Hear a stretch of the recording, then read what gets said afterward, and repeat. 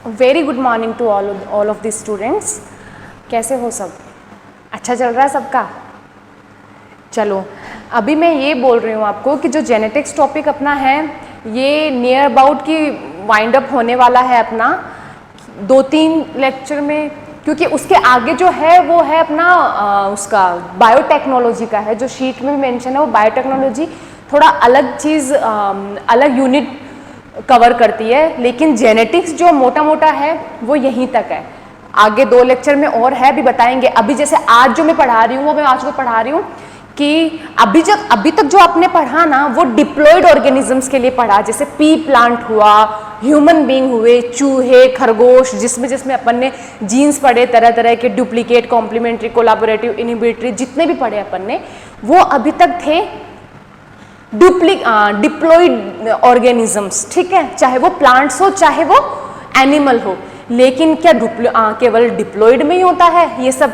Phenotypically expression, genotypically expression और gene expression के method, ये सब चीज़ें क्या हैप्लॉइड के लिए नहीं होती? अगर हैप्लॉइड के लिए नहीं होगी तो बच्चा जो फंगाई है, थेलोफाइट्स है, ब्रायोफाइट्स है, एल्गी है, तो फिर इनका तो लाइफ साइकिल ही नहीं चल पाएगा, क्योंकि these are the haploid plants. उनमें केवल एक जाइगोट जो बनता है n+1 = 2n, वो ही केवल डिप्लॉयड फेज में होता है, और तो सारा हैप्लॉइड ही होता है। तो फिर अपने अभी तक जो पढ़ा वो हायर के लिए था। हायर में किस लिए यूज कर रही हूँ? क्योंकि जब अपन व्हिटेकर का 5 किंगडम क्लासिफिकेशन पढ़ते हैं उसमें ब्रायो, थेलोफाइटा, एल्गी, फंगाई, ये सबको ना लोअर में लिया जाता है, लोअर ऑर्गेनिजम्स में लिया जाता है। और जो एंजियोस्पर्म, जिम्नोस्पर्म और एनिमल किंगडम जो है उसमें एनिमल हुआ चाहे एवीज हुआ, जो भी है वर्टिब्रेट्स, उनको लिया जाता है हायर एनिमल्स में, हायर ऑर्गेनिजम्स में। तो अपन ने वो तो पढ़ लिया कैसे कैसे क्या हो रहा है, लेकिन अब हैप्लॉइड में भी पढ़ लेते हैं। हाँ, नो डाउट हैप्लॉइड के अंदर फिनोटिपिकली और जीनोटिपिकली एक्सप्रेशन जो होता है ना वो इजी होता है रादर देन डिप्लॉइड ऑर्गेनिज्म। इसी वजह से डिप्लॉइड में अपन ने पहले सल्टा लिया सारा। अब जो है वो छोटे छोटे से टॉपिक्स आते हैं, लेकिन हाँ क्वेश्चन ये भी यहाँ से भी बनते हैं, क्योंकि कहीं ना कहीं डिप्लॉइड ऑर्गेनिजम्स के अंदर जीनोटिपिकली एंड फिनोटिपिकली एक्सप्रेशन का बेस तो हैप्लॉइड से ही आया ना। अगर अपन कोई चीज की शुरुआत करते हैं, अपन स्कूल में पढ़ना शुरू करते हैं, तो बेस अपना कहाँ से बनता है? अपन को 9th-10th में थोड़ी सिखाया जाता है टेबल्स 1:2, 2:4, नहीं ना। अपन को ये चीजें सिखाई जाती है 2nd-3rd क्लास में। बेस अपना 5वीं तक तैयार होता है, उसके बाद अपन हायर स्टडीज करते हैं। इसलिए तो बोलते हैं प्राइमरी, अपर प्राइमरी, इसीलिए तो बोलते हैं। तो मतलब आज अपन को हैप्लॉइड ऑर्गेनिजम्स में पढ़ना है।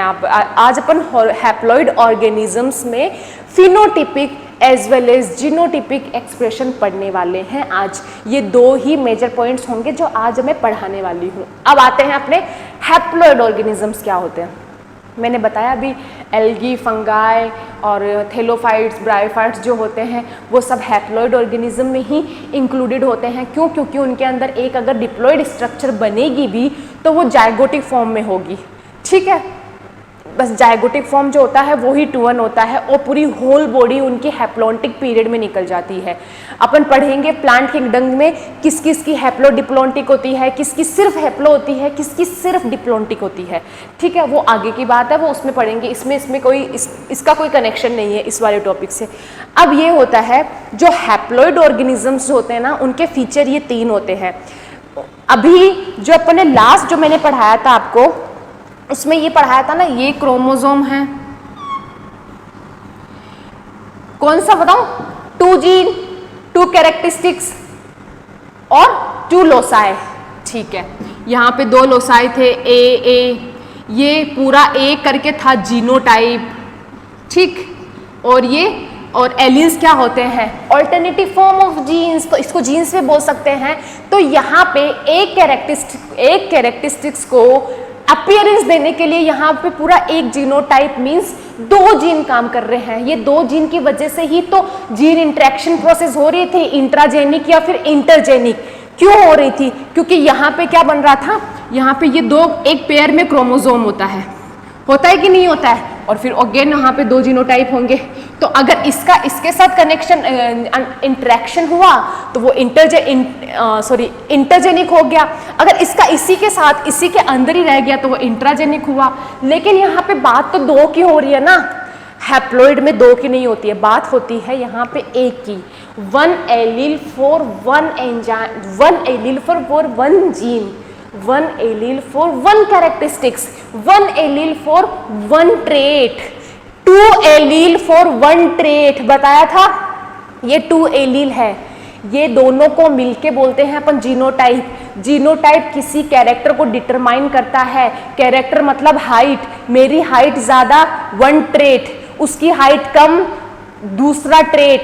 लेकिन हैप्लॉइड ऑर्गेनिजम्स में क्या होता है, one allele will determine the characteristics of one character, one organisms, ठीक है। तो मतलब कंटेन ओनली वन एलील, तो हैप्लॉइड में ये होगा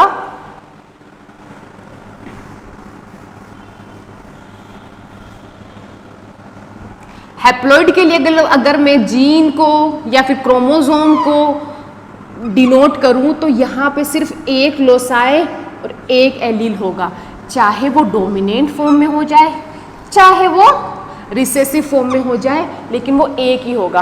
अब आप एक बात बताओ, जब एक ही होगा तो सच में क्या फर्क पड़ेगा वो डोमिनेंट है कि रिसेसिव है?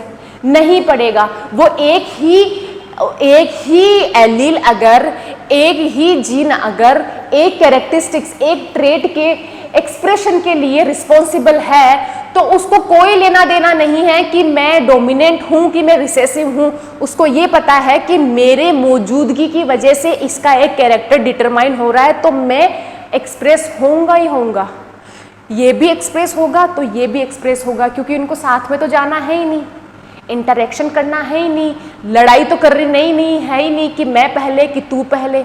तो जो भी है तो होगा, चाहे वो डोमिनेंट फेज में हो चाहे वो रिसेसिव फेज में हो।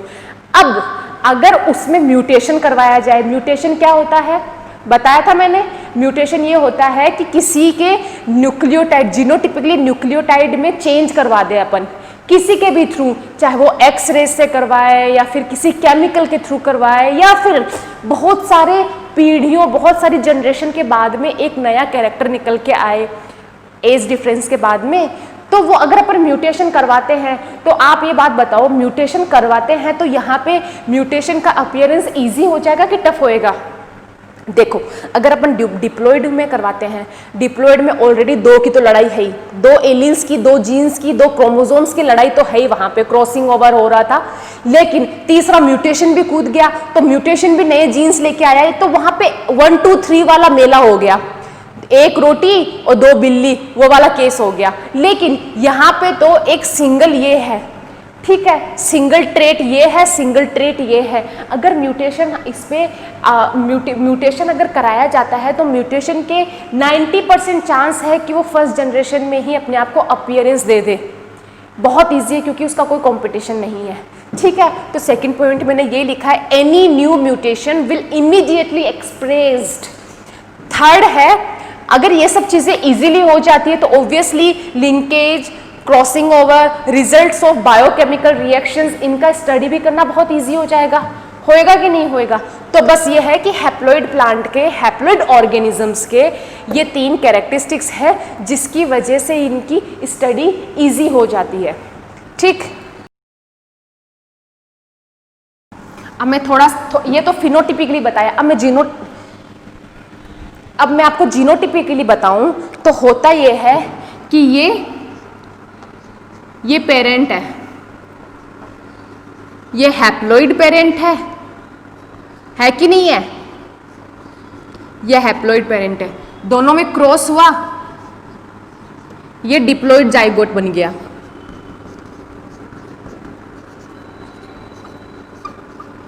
बना। अब इसमें वापस मियोसिस होते ही ये वापस गेमिट्स बना लेगा जो हैप्लॉइड होंगे।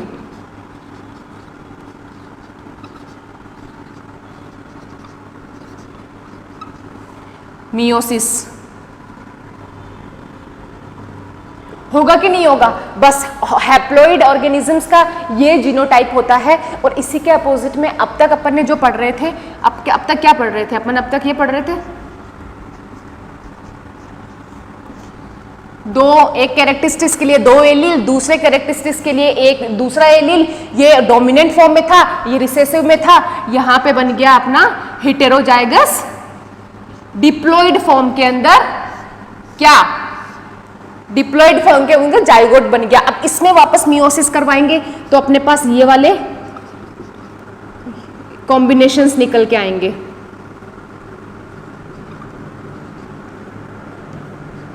आएंगे कि नहीं? 4 आएंगे। 4 में भी फिर ये होगा कि ये दोनों डोमिनेंट है, ठीक है, दोनों अपना अपना दिखाएंगे। ये अकेला डोमिनेंट है तो ये इस पे हावी हो जाएगा, ये इस पे हो जाएगा। ये दोनों रिसेसिव है तो अपना पेरेंट पे जाएंगे। होएगा कि नहीं? तो ये इसमें जीनोटिपली अपन इनको बता सकते हैं कि कैसे डिफर है। ठीक है, चलो तो अभी जो अपन पढ़ने वाले हैं वो अपन फिनोटिपिक एक्सप्रेशन पढ़ने वाले हैं न्यूरोस्पोरा के अंदर। न्यूरोस्पोरा को अपन हैप्लॉइड ऑर्गेनिज्म के तौर पे एक मॉडल लिया है, जैसे मेंडलिज्म ने पी प्लांट को लिया था एक्सपेरिमेंट के लिए, वैसे ही यहाँ पे न्यूरोस्पोरा का लिया जाता है। अब न्यूरोस्पोरा को लेने का कारण मैं बताती हूँ आपको। पहला तो है अपना हैप्लॉइड, दूसरा है प्रोडक्ट ऑफ सिंगल मियोसिस,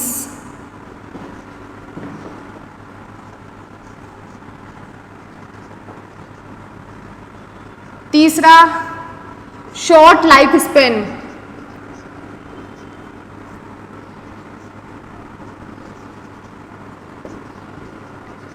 और चौथा इजीली कल्चर।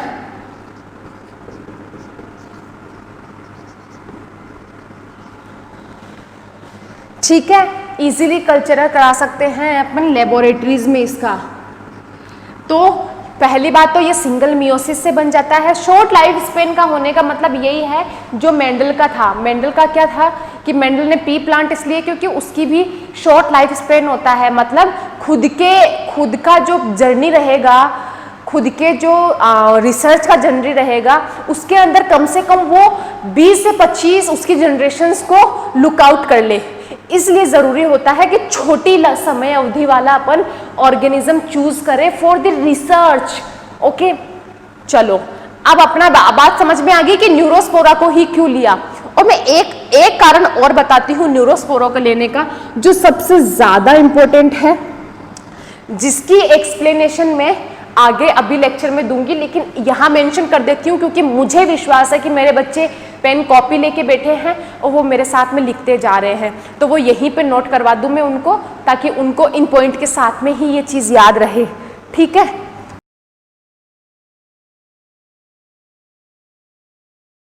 क्या लिखा है मैंने? Linear order of ascospores is equals to arrangement of chromatid on metaphasic plate. मैंने ये लिखा है, समझ में आ रहा है?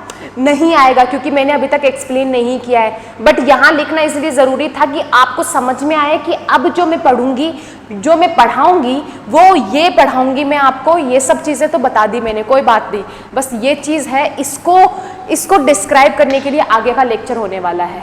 ठीक, मिटा दूँ? चलो,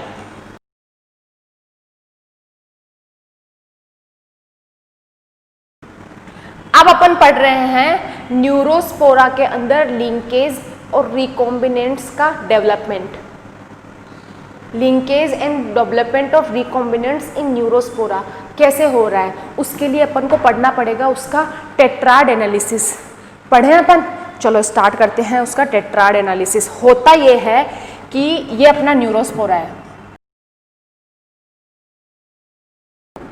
देखो ये अपना न्यूरोस्पोरा है। न्यूरोस्पोरा क्या है? एक तरह की फंजाई है, एस्कोमाइसिटीज से बिलोंग करती है, और इसके अंदर 3 तरह से, न्यूरोस्पोरा के अंदर 3 तरह से रिप्रोडक्शन होता है। फर्स्ट होता है वेजिटेटिव रिप्रोडक्शन, वो होता है कोनिडिया की हेल्प से। दूसरा होता है सेक्सुअल रिप्रोडक्शन, और तीसरा होता है एसेक्सुअल रिप्रोडक्शन। एसेक्सुअल रिप्रोडक्शन होता है स्पोर्स की हेल्प से, और सेक्सुअल रिप्रोडक्शन होता है वो एस्कोस्पोर्स की हेल्प से। आई बात समझ में? क्या बोल रही हूं मैं कि न्यूरोस्पोरा, जिसको ड्रोसोफिला ऑफ प्लांट किंगडम भी बोलते हैं, ये एस्कोमाइसिटीज फैमिली से बिलोंग करता है। ये एक तरह की फंगाई है। इसमें 3 तरह के रिप्रोडक्शन मिलते हैं, वेजिटेटिव, सेक्सुअल और एसेक्सुअल। वेजिटेटिव रिप्रोडक्शन विथ किसकी हेल्प से होता है? कॉनिडिया की हेल्प से होता है। सेक्सुअल होता है एस्कोस्पोर्स की हेल्प से, और एसेक्सुअल होता है स्पोर्स की हेल्प से। ठीक, अब मैंने ये स्ट्रक्चर बनाई हुई यहाँ पे, ठीक है। इनको ये जो लंबी लंबी ब्रांचेस दिख रही है ना, इनको हाइफी बोलते हैं, हाइफी। ये सब टर्मिनोलॉजी ना प्लांट किंगडम में आपको फंगाई पढ़ाऊंगी ना मैं, तब आपको समझ में आएगी कि हाइफी क्या होता है, एस्कोकार्प क्या होता है, एस्कस क्या होता है, एस्कोस्पोर क्या होता है। ठीक है, अभी बस समझ लो आप न्यूरोस्पोरा के लिए। अब इस हाइफी को अपन यहां से कट कर देंगे, क्योंकि यहाँ पे अपन वेजिटेटिवली करवा रहे हैं। ठीक है, सॉरी सेक्सुअली करवा रहे हैं, तो सेक्सुअली करवाने के लिए इसमें वो तो है नहीं कि ये चल के चले जाएंगे, अपन को खुद से ही करवाना पड़ेगा। तो अगर ये मेल, सोचो इसका ये कट करके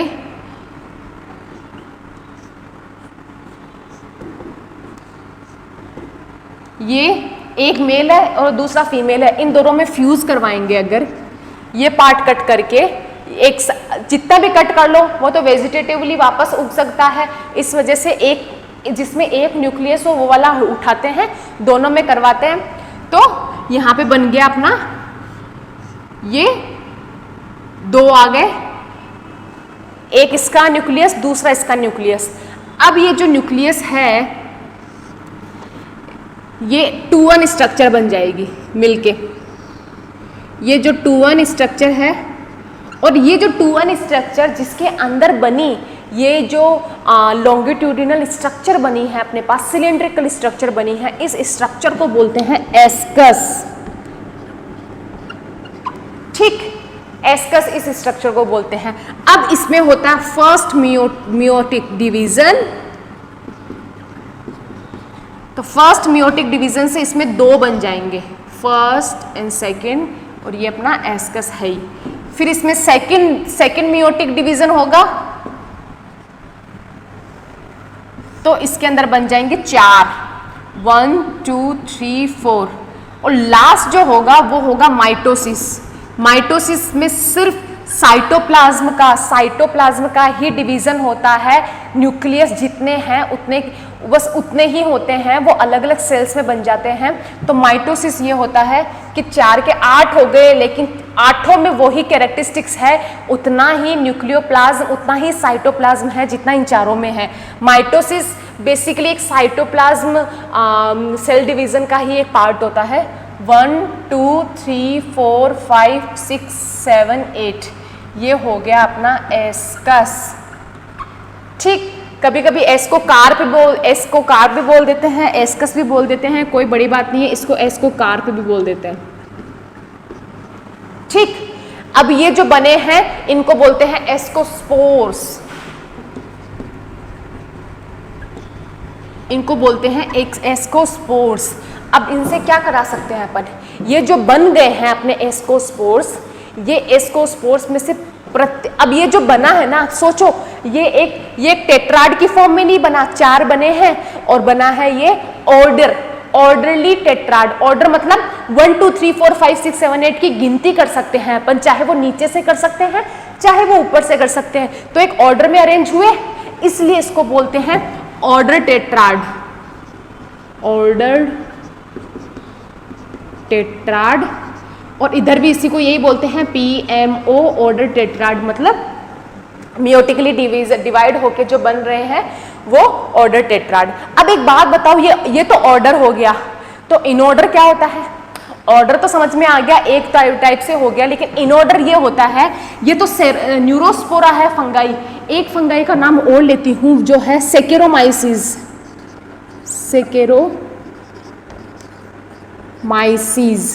सेकेरोमाइसिस सेरेविसी एक फंगाई है, उसमें क्या होता है, ये जो लास्ट टेट्राड बनाया है मैंने ऊपर लॉन्गिट्यूडिनल, वो ना होके सर्कुलर होता है। 8 इसमें बनते हैं, बनते 8, इसमें भी 8 ही है।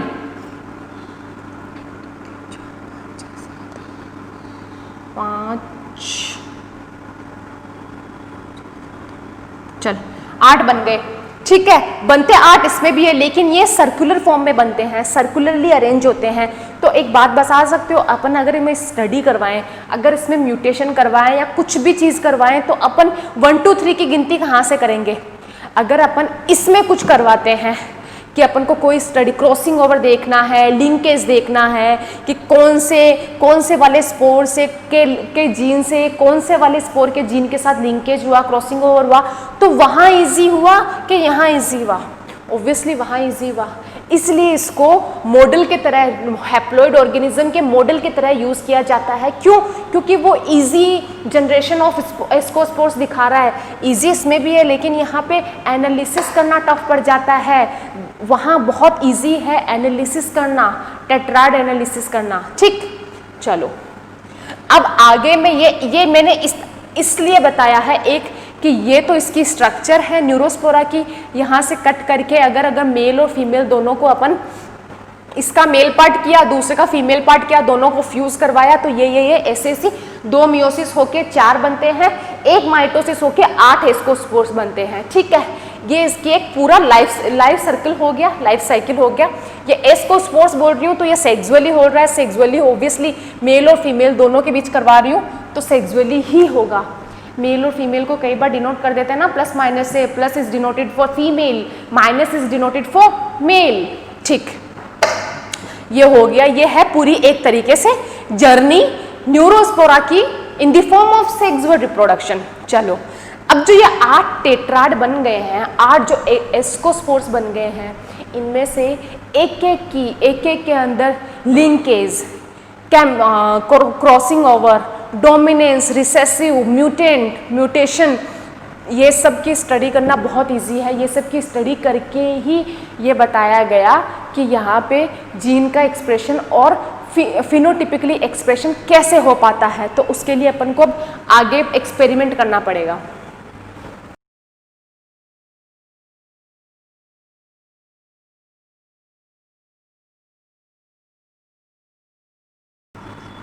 चलो अब अपना आता है tetrad analysis in order tetrad.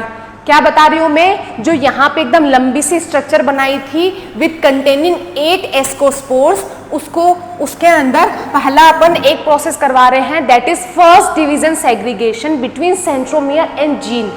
And what is centromere? This is our chromosome, this is again a chromosome. ये जो पार्ट है बीच में पॉइंट है, that is the connectivity between 2 chromatids. ये एक क्रोमेटिड, ये दूसरा क्रोमेटिड और ये सेंट्रोमियर। ये है अपना सेंट्रोमियर और ये है अपना क्रोमेटिड। अच्छे से इसलिए समझ लेना कि अभी जो आगे चलने वाला है 20 मिनट का पूरा चैप्टर, पूरा लेसन, ये क्रोमोसोम और सेंट्रोमियर और क्रोमेटिड के लैंग्वेज के इर्द गिर्द ही घूमेगा। तो ये जो इतना पार्ट और ये जो इतना पार्ट है, ये है क्रोमेटिड, ये पूरा है अपना क्रोमोसोम्स और ये है अपना सेंट्रोमियर। जो बीच में पॉइंट है दोनों क्रोमेटिड को जोड़े हुए हैं। यहाँ पे होते हैं लोसाई, जहाँ पे एलील है, हैप्लॉइड है तो सिर्फ एक बताऊंगी, हैप्लॉइड है तो यहाँ पे कोई भी इसका पार्टनर नहीं होगा, नॉन एलेलिक पार्टनर नहीं होगा। सबसे बड़ी बात, हमेशा डिप्लॉइड में हमने देखा है हमेशा एक के साथ दूसरा होता है नॉन एलेलिक पार्ट, लेकिन यहाँ पे non allylic part is absent in haploid organisms. Non allylic part absent होता है, वहाँ पे केवल ये एक क्रोमोसोम ही है जो एक ट्रेट के लिए रिस्पॉन्सिबल होता है, अपीयरेंस के लिए, जो एक एलील है। बस यही एक एलील रिप्रेजेंट करती है एक जीन को, चाहे वो रिसेसिव फॉर्म में हो चाहे वो डोमिनेंट फॉर्म में हो। ठीक, आ गया समझ में? Centromere, chromatid, chromosomes, gene, genotype, trait. चलो अब अपना एक्सपेरिमेंट ये बोलता है कि उन 8 में से जो अपन ने 8 एस्कोस्पोर्स बनाए थे, एक स्पोर को लो और उस स्पोर के अंदर जो जीन है, समझ रहे हो, अंदर जो जीन है, जीन कहाँ है, क्रोमोसोम्स पे है, उसके ऊपर ये एक्सपेरिमेंट है।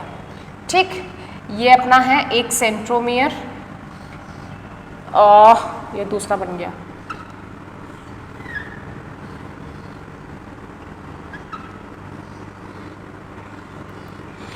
ये अपना वाइल्ड स्पीशीज का स्पोर है, वाइल्ड स्पीशीज का क्रोमोसोम है, इसको अपन डिनोट करते हैं A+ से। ठीक, ये अपने ने म्यूटेंट लिया है, म्यूटेंट लिया है, तो ये म्यूटेंट होता है कि अपन वाइल्ड के अंदर म्यूटेशन करवा दे, चाहे वो एक्सरे से करवा दे, चाहे वो अपन किसी केमिकल के थ्रू करवा दे, या फिर एज डिफरेंस के अकॉर्डिंग करा दे। बेसिकली होता है म्यूटेंट का काम होता है जो चल रहा है उसके अंदर थोड़े से न्यूक्लियोटाइड को चेंज कर देना। न्यूक्लियोटाइड चेंज हुए तो पेप्टाइड चेंज होंगे, पेप्टाइड चेंज होंगे तो जीन सीक्वेंस चेंज हो जाएगा, तो अपीयरेंस भी चेंज हो जाएगी, उसकी कैरेक्टरिस्टिक्स अपीयरेंस भी। ठीक, तो ये है अपना जिसको डिनोट किया है अपन ने ए से, और यहाँ पे ये म्यूटेंट बोल रही हूँ तो थोड़ा डिफरेंट दिखाने के लिए, थोड़ा डिफरेंस दिखाने के लिए मैं यहाँ पे इसकी लोकेशन दिखा देती हूँ। उसकी लोकेशन नहीं दिखा रही हूँ, सिर्फ इसकी लोकेशन दिखा रही हूँ मैं।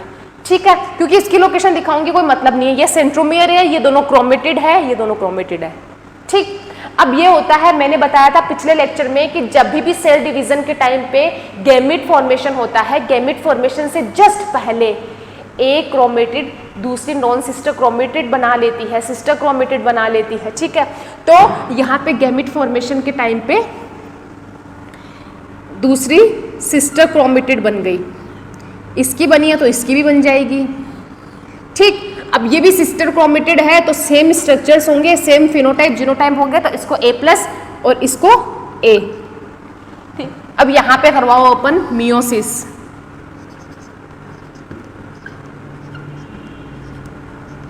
यहाँ पे मियोसिस हो रहा है, यहाँ पे मियोसिस के टाइम पे क्या होगा, जो ये दोनों साथ साथ है, दोनों साथ साथ है, वो सेपरेट हो जाएगी, यहाँ पे प्लेट बन जाएगी, मेटाफ्लेजिक प्लेट, जिसकी वजह से ये दोनों सेपरेट हो जाएगी, सेपरेट होके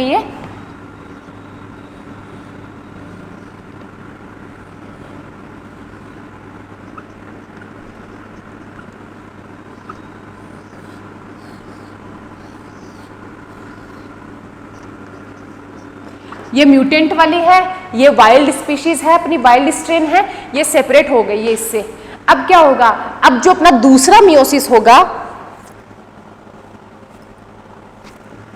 अब जो अपना दूसरा मियोसिस होने वाला है उसके अंदर क्या होगा, दूसरे मियोसिस के अंदर ये सेंट्रोमियर से डिवाइड होता है, जो मेटाफेजिक प्लेट की वजह से होता है। यहाँ पे मेटाफेजिक प्लेट बनी और ये सेंट्रोमियर से डिवाइड कर देगा।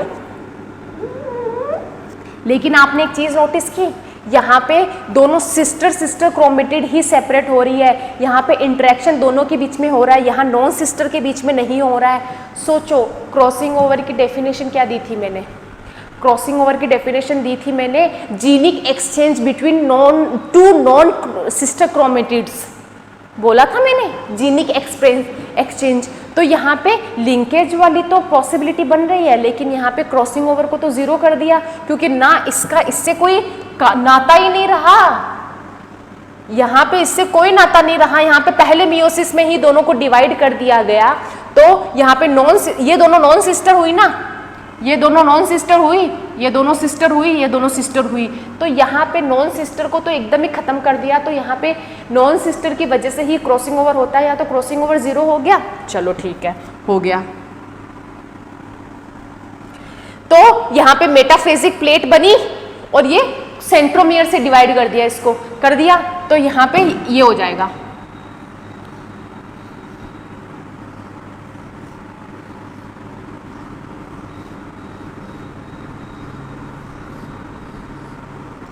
A+,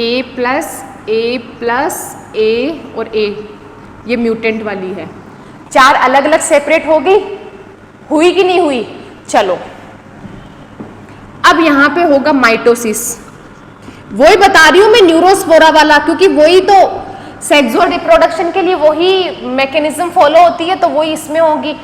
न्यूरोस्पोरा में होना या फिर उसके स्पोर्स में होना बराबर ही तो है, वही तो स्पोर ही तो जाके आगे जर्मिनेट क्या डेवलप होके दूसरा न्यूरोस्पोरा बनाएगा, तो वही चीज होगी। अब यहाँ पे ये इनके 8 बन जाएंगे। अब ये 8 बनेंगे इस एस्कस के अंदर, 1 2 3 4 5 6 7 8, ठीक। ये है A plus A plus A plus A plus, और नीचे वाले जो होंगे वो होंगे अपने AA।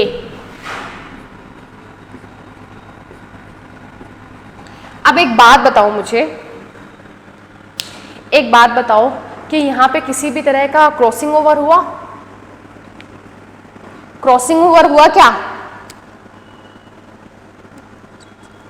यहां पे क्रॉसिंग ओवर नहीं हुआ, तो ये जो एस्कोस्पोर्स बन गए उनका अरेंजमेंट किस तरीके से हुआ? 4A प्लस रेशियो 4A और एब्सेंस ऑफ क्रॉसिंग ओवर।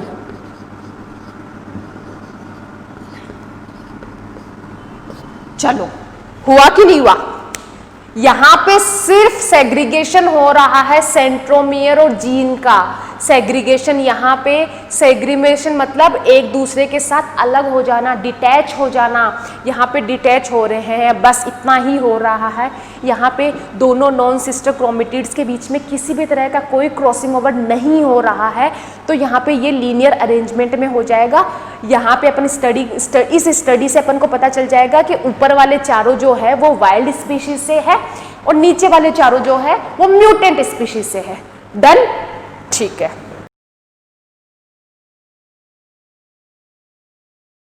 अब मैं जो बोल रही हूं वो है दूसरा, सेंट्रोमियर और जीन का segregation in the presence of crossing over. यहां क्रॉसिंग ओवर हो रहा है। अब वो कैसे होएगा? दोनों नॉन सिस्टर क्रोमेटिड्स के बीच में होगा। ये जो है ये म्यूटेंट और इसके बीच में एक्सचेंज से होएगा। होएगा कि नहीं होएगा? दोनों के बीच में एक्सचेंज से। अब कैसे होएगा बताती हूं मैं। यहां पे अपन अगर मियोसिस फर्स्ट करवाएं,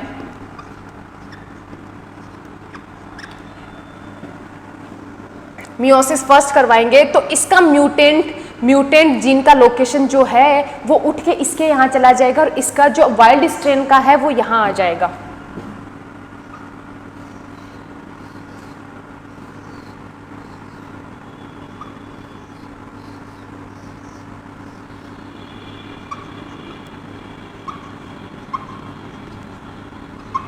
बताओ आएगा कि नहीं आएगा? मैंने क्या किया, इसका उठा के इधर दे दिया, इसका उठा के इधर दे दिया, तो ये वाला हो गया म्यूटेंट और ये वाला म्यूटेंट हो गया। दोनों नॉन सिस्टर क्रोमेटिड के बीच में करवाया, तो यहाँ पे क्रॉसिंग ओवर हुआ कि नहीं हुआ ये बताओ? क्रॉसिंग ओवर समझ रहे हो? ये तो सिस्टर है, लेकिन ये दोनों तो नॉन सिस्टर है ना, उन दोनों के बीच में जीनिक एक्सचेंज हो गया। म्यूटेशन वाला अपने सेम लोकस से छूट के उस लोकस पे चिपका है जहां से वो उसी तरीके का लोकस से छूट रहा है, उसी सीक्वेंस से छूट रहा है। ठीक है, दोनों अटैच हो गए। अब अटैच होने के बाद सेकंड मियोसिस करवाते हैं।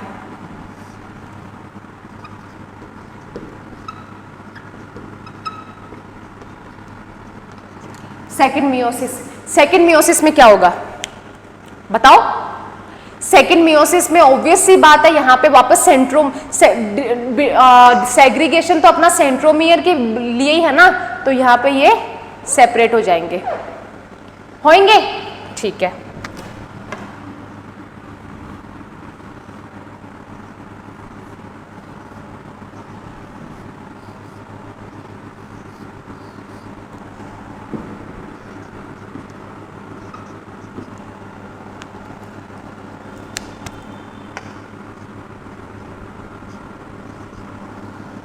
सी क्या किया मैंने? सही किया कि नहीं गलत किया? सही है, ऐसे ही होगा, दोनों सेपरेट हो जाएंगे तो एक दूसरे से। अब अपना माइटोसिस करा दो।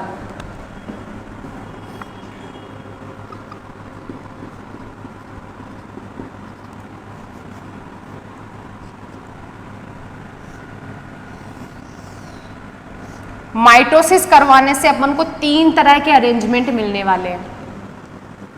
3 तरह के अरेंजमेंट मिलने वाले हैं।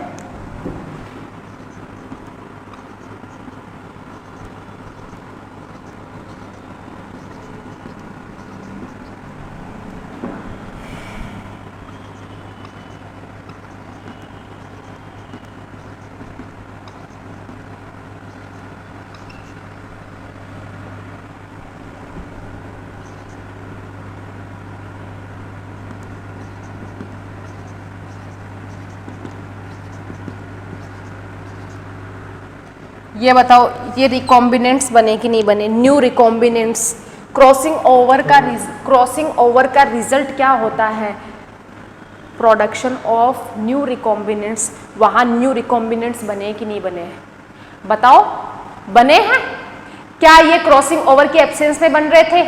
नहीं, बिल्कुल नहीं बन रहे थे। क्रॉसिंग ओवर के एब्सेंस में एक वाइल्ड स्ट्रैंड ली थी, एक म्यूटेंट स्ट्रैंड ली थी, बस उन्हीं में माइटोसिस मियोसिस हो रहे थे, उन्हीं के जैसे पेरेंटल जेनेटिक कैरेक्टर्स के ही ऑफस्प्रिंग बन रही थी। यहाँ पे म्यूटेंट, यहाँ पे बना है कि नहीं बना है?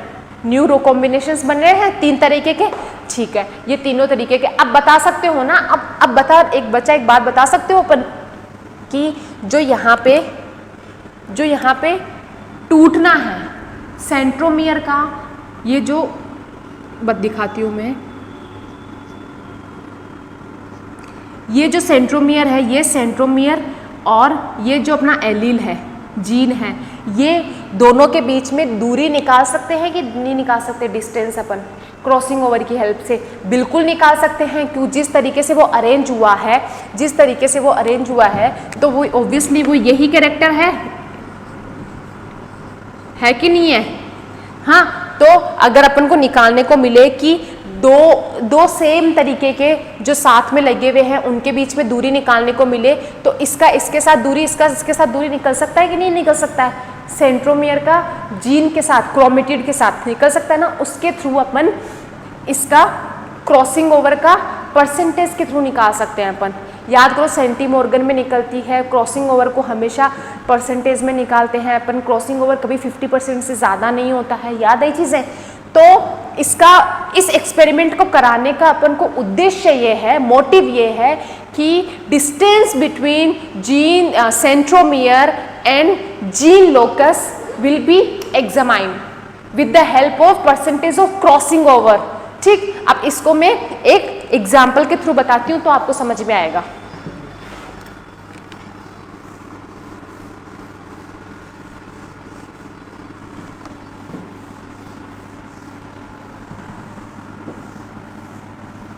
अब एक बात बताना, ये जो रिकॉम्बिनेंट्स बने हैं, 8 तरह के रिकॉम्बिनेंट्स बने हैं, इनमें से न्यू रिकॉम्बिनेंट्स कौन से बने हैं और पहले से कौन से हैं? पहले पेरेंट वाले कौन से हैं?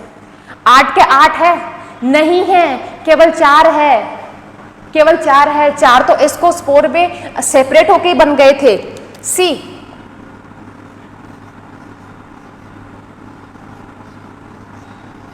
4 तो यहां से सेपरेट होके ही बन गए थे ना, एक स्प्लिट से एक स्प्लिट से, तो 4 तो सेपरेट होके ही बन गए थे, चाहे वो A प्लस ए हो। हाँ, अब इनके माइटोसिस से अपन को 8 मिले हैं, तो यहाँ पे रिकॉम्बिनेंट्स 8 नहीं 4 है। जितने अपन को न्यू कॉम्बिनेशंस बने हैं उनमें से 4 पेरेंट्स वाले हैं और 4 न्यू रिकॉम्बिनेंट्स है। ये याद में रखने वाली बात है।